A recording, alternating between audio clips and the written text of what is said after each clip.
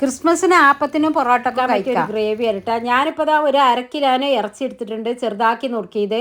1 cup മൈദ, 1 cup cornflour, ഒരു നുള്ളു ഉപ്പ്, ഒരു 1/2 ടീസ്പൂൺ കുരുമുളക് പൊടി ഇട്ട് കുറച്ച് വെള്ളം ഒഴിച്ചിട്ട് ഇതുപോലെ എടുക്കുക. എന്നിട്ട് നമ്മൾ ഇറച്ചി ഇട്ട് വെക്കുക, മൂടി വെക്കുക.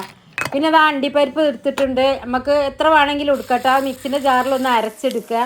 അപ്പോൾ ഇതാ ഓയിലാണ് ഒഴിച്ച് കൊടുക്കേണ്ടത്, ഇത് വെളിച്ചെണ്ണ അല്ല. ഇതുപോലെ സിമ്മിൽ വെച്ചിട്ട് ഗോൾഡൻ നിറാക്കിയിട്ട് ഇങ്ങോട്ട് പൊരിച്ചെടുക്കുക.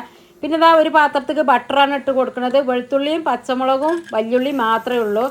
ഇതൊന്ന് നിറം മാറിയതിന് ശേഷം ഇതും കൂടെ ഇട്ടിട്ട് നല്ല ഒന്ന് വഴറ്റിയെടുക്കട്ടെ. ഉപ്പും അതിലേക്ക് അതേപോലെ ഒരു 1/2 ടീസ്പൂൺ കുരുമുളക് പൊടി ഇട്ടിട്ട് പച്ചമണം മാറിയതിന് ശേഷം ഇതാ കരിവേപ്പിൻ്റെ ഇല ഇട്ട് കൊടുത്തിട്ട് ഞാനിപ്പോൾ പാലാണ് ഒഴിക്കുന്നത്, പശുവും പാൽ. നിങ്ങൾക്ക് തേങ്ങാപ്പാൽ ഒഴിച്ച് കൊടുക്കുക.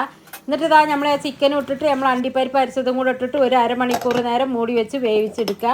ഇത്രയേ ഉള്ളൂ, പെട്ടെന്ന് റെഡിയാക്കി കിട്ടും. അത്ര ടേസ്റ്റാണ് കേട്ടോ. നിങ്ങളൊന്ന് ഉണ്ടാക്കി നോക്കോണ്ടി, കമൻറ്റ് അറിയിക്കോണ്ടി, പെട്ടെന്ന് പോയി ഉണ്ടാക്കി കൊടുക്കും.